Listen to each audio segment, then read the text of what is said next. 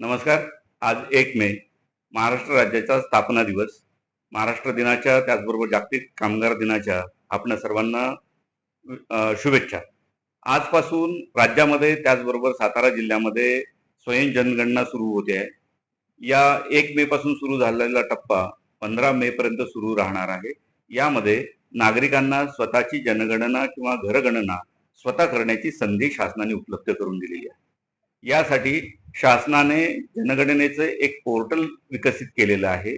त्याचा पत्ता आहे se.census.gov.in.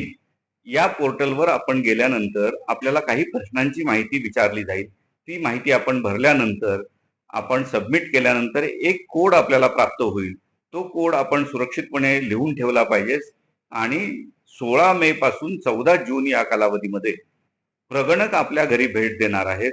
या भेटीच्या दरम्यान आपण हा कोड त्या प्रगणकाला उपलब्ध करून दिल्यानंतर आपण भरलेली माहिती प्रगणकाच्या ऍपमध्ये आपोआप ट्रान्समिट होणार आहे, संकलित होणार आहे. त्यावेळेस प्रगणक आपल्याला प्रत्येक प्रश्नाची उत्तरं पडताळणी करण्यासाठी पुन्हा एकदा दाखवेल. आपण पडताळणी अंतिम केल्यानंतर ही माहिती सबमिट केली जाईल आणि त्यानंतर घरगणनेचा पहिला टप्पा पूर्ण होईल.